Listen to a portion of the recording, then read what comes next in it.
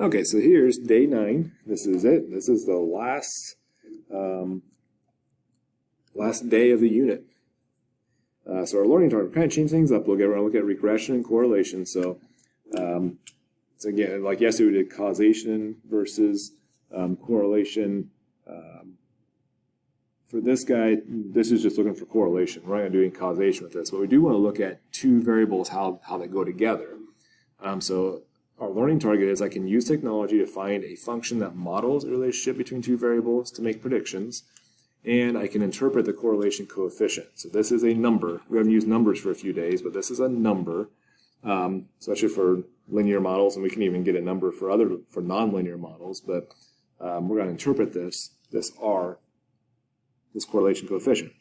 So just a lot of stuff to read here. So please, hopefully you're listening to me right now, not just watching. But scatter plots are the best way to start observing the relationship and the ideal way to picture associations between two quantitative variables. So correlation, association kind of mean the same thing. No causation here. We're not looking for causation. In a scatter plot, you can see patterns, trends, relationships, and even the occasional extraordinary value sitting apart from the others. So you kind of look at an outlier, like, oh, that was really a very extraordinary event. So first off, when looking at scatter plots, we'll look for direction, form, and strength. Those are the three things. So look on the side here, direction, form, and strength. How to get through those three.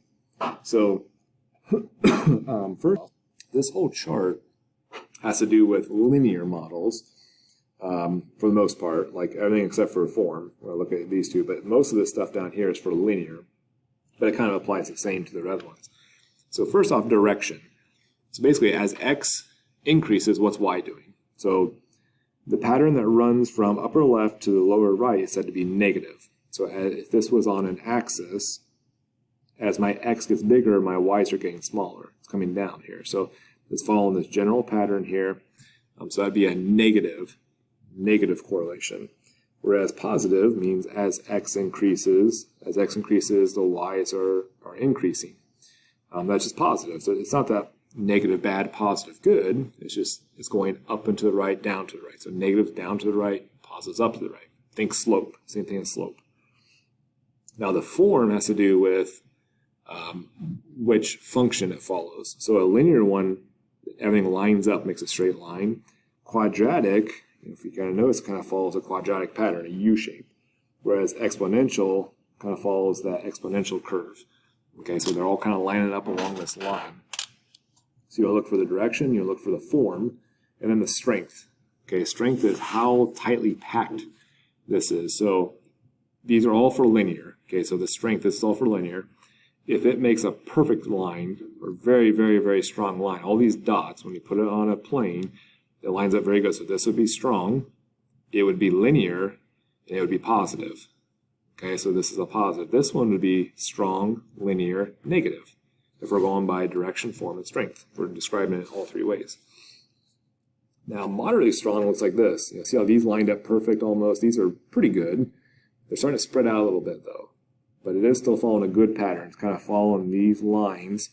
Okay, so this would be linear. The direction would be positive, and it would be moderately strong. Okay, this one's, again, it's linear because we said all these were linear. It's following general line. If you put a line down the middle, it's kind of following along that line, but it's spreading out a little bit. So it'd be negative, linear, and moderately strong still. So both of these are considered moderately strong. Down here, it starts to look like this. This is weak. This is weak, moderately weak, and, the weakest, or zero even. You could even put in here, like this would be like a 0. There is no correlation. There's no predictability from this. If I plot another point, it might be here, it might be there. I can't.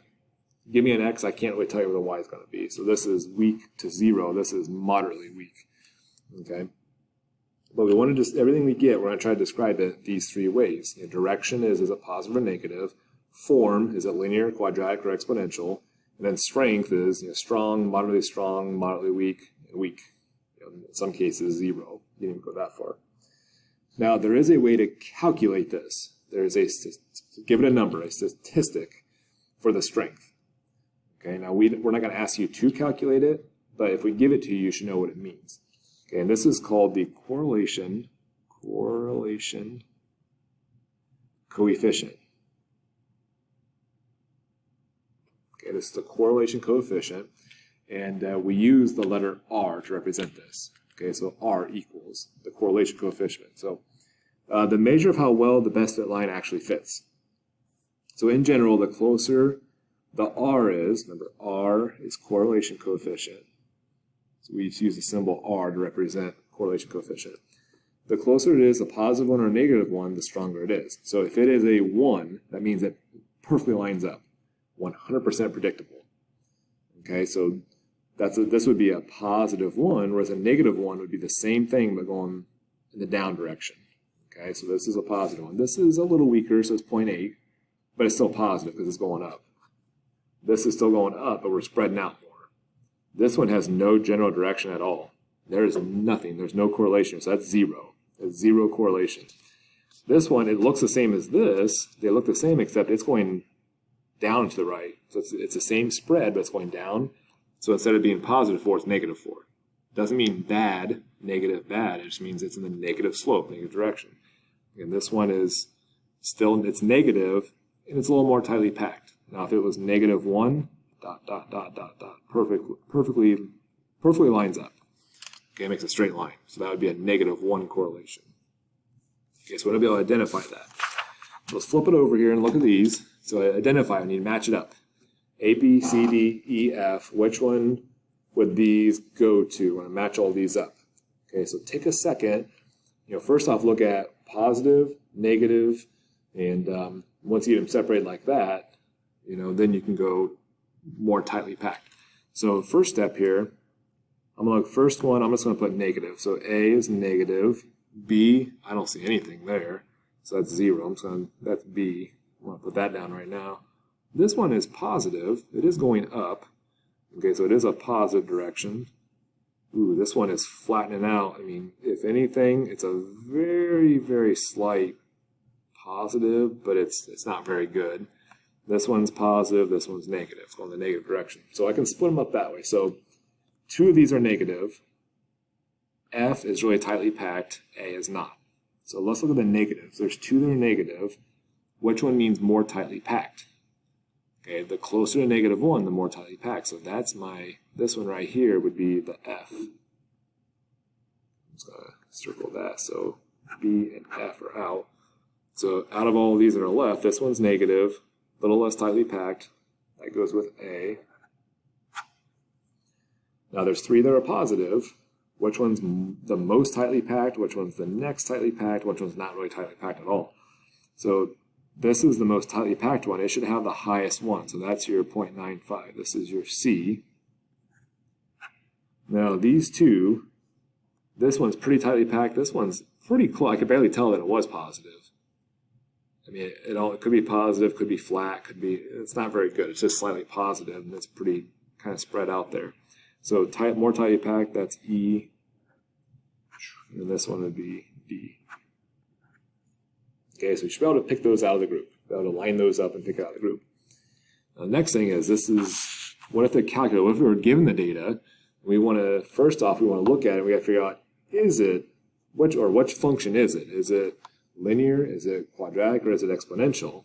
So we're going to use our calculator to look at it first, then we can run the regression analysis, which will actually tell us what our value is, and it'll tell us the best fit line. It'll tell us what's the equation of the line that goes right down the middle of it all. Okay, and then that helps us make predictions. Okay, our learning target there was, I can interpret that, and we eventually want to make predictions with it. So make predictions. You can tell the relationship between 2 variables and make predictions. So, getting out your graphing calculator, we're going to follow these steps. Okay, so the keystrokes here, we're going to make a list just like before, but we're going to use L1 and L2 together. Okay, so you're going to stat edit and then L1 and L2 together. So stat edit. I got lots of data here, so let me clear some stuff. Okay, so I'm going to clear the data. I'm going to type in my data, which over here, this is the consumer price index for housing. So from 1990 on up to 2007. And it's all based off of $1993, it looks like. So how can we construct a function to predict the housing CPI for 2008 to 2015? So we're trying to predict a little bit further in the future. So first I'll put the data in there. Now let's do, probably the easiest way to do this, let's do years. We'll do years since 1990. Let's see, does it say it in there somewhere? We'll call this is 1990, let's call that 0, 5, 10, 12, 13, 14, 15, 16, 17. So this is years since 1990, and that just makes it easier to type in. Okay, so type all the data in there. Okay, so L1, we put years since 1990, L2, we put the housing CPI. Now I want to see a picture of it, because I need to figure out, is it linear, is it quadratic, or is it exponential? So I'm going to go second, stat plot, number 1, so plot number 1, I'm going to hit enter. I want to make sure that it's on. I want to push the scatter plot picture, which would be the first one. So I'm going to switch it to scatter plot number 1. X list should be L1, Y list should be L2. Leave everything else alone, and now push zoom. Push the zoom button, and then the 9th option is zoom stat. This will always give you a really good picture. It zooms out to the right area, the right viewing window for you. So look at that. What would you say that is? Is it pretty linear, quadratic, or exponential? It's pretty linear to me. Okay, so let's run. We're going to go second. Let's see where we are here. So run regression. So we're going to push stat over to calc. Now don't do one variable stats. We're going to go down to, if we think it's linear, let's do linear regression. We'll go linear regression, and I need the X list to be L1. So second L1, second L2, whoops, second L2. And then if you want to, okay, don't change your frequency list, but if you want to, you can actually store the regression line in the y equals spot. So how you do this, go to store regression equation. I need to push VARS, which is this button, so vars, yvars, so over to yvars, and then the first option function, I want to store it in y1. So now when it calculates this, it's going to automatically put it in y1. Okay, so look at this. So note the r. Don't worry about r squared. We're not talking about it in this class. But note the r. So if I want to write this down, the r is 0.995. Is that pretty good? Is that pretty strong correlation? Yes. Okay, very tightly packed. 0.995 is very linear, very tightly packed. And in fact, if you want to take a picture of that, or you want to see the picture of it, we need to, if you go to y equals, it's actually in there for you. They stored it for you. Okay, so we're going to go graph that guy. There's a line that best fits the points. Okay. Now you do notice there's kind of a bend here. Lots of points below and then some points above. That's something you'll address in algebra or in stats and probability if you get there. But I think well, this is a different one. So if I want to find, let's say I wanted to predict for 2008, I'd want to plug in, see that's years since 1990, that would be 18 years. I'd want to plug in 18, so I could actually go to trace, make sure you're on the equation itself. So now I'm on the y1 equation, type in 18, I can predict it's going to be about 210, which just seems to follow the pattern that it's increasing slowly. Okay, so you just pick a number, plug it in for x, and it finds the answer for you. Okay, so again, if I go back to here, I did this. By the way, I didn't mention this, but here's A, 4.69, plug that in for A. So y equals 4.69x plus B. B is 125.66 roughly. So there's your best fit line. Whoops, I just write it down. So they actually tell you what A and B are. Okay, so now let's go to we're going to go through that same process again, but I am going to speed things up a little bit just because the video is getting a little long, but you can pause and try what you need here. So here's the examples to the right. So here's the data, use the example to the right. We're supposed to make a scatter plot first, so I want you to go through those same steps again. Okay, so the steps we went through here, you're going to go stat, edit, L1, L2, put all your data in. for L1 and L2. So here's L1, here's L2. And when you graph it, in fact, let me do that real quick. Okay, so I put the data in there. I put this data in here. I go to second stat plot and make sure it's on. Scatter plot, L1, L2, everything's the same. So I'm going to go zoom and number 9. I want the 9th option. Okay, go down to number 9, hit enter. If you look at that, that's not linear. Quadratic should make a U shape, so that must be exponential. That's why I circled exponential. Then you want to, once you pick that exponential, go to stat, calc. And now, because we think it's exponential, I need to scroll down to exponential regression. Choose that instead. So I'm going to exponential regression, L1, L2. Again, if you want to store it with a whole process of vars, over to y vars, hit enter for function y1. And now it'll automatically store it in y1, the equation itself. Okay, so look at this. R is 0.9999. That's really good. So that means this is probably definitely it. Okay, so in my equation, put this here. So y equals a, 2.09, times b, 1.49 to the x power. And I put this little symbol on it. That means predicted y value, because we're using the best fit line to try to predict. So if you gave me a new x value, okay, then I could plug it in here and find the new guess. Now interpret the r value for strength and direction, because we already described the form as exponential. Okay, so direction, well, it's positive. It's going up. It's exponential growth, and the strength is very strong. Okay, so positive, very strong. Now, your next question was, what if x was 25? Now you can either plug 25 into here and solve it, or since I have it, I stored my equation here. When I go graph, it actually graphs the equation for me. Wait for it to take off here. There it goes. So I'm going to go to trace, push it down, because right now it says plot. So I'm on my scatter plot. If I push down, now I'm on the line itself. I'm going to type in 25, and I get 48379.025. That's how my predicted value then. So I'm just using I use trace to expedite that a little bit. Okay, so do try all these out.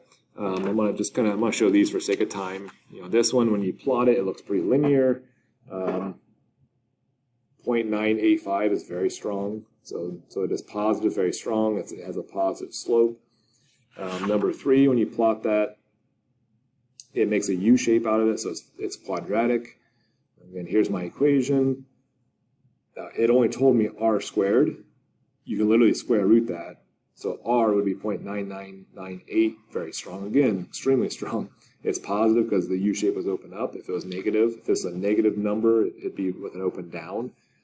Now, when I square root, I do get the r, but if it's quadratic and it's down, you want to put a negative in front of that. And then to predict, plug 20 into this equation, and you get your value. So again, try to speed things up a little bit, but you try those out, because that's how your homework's going to go.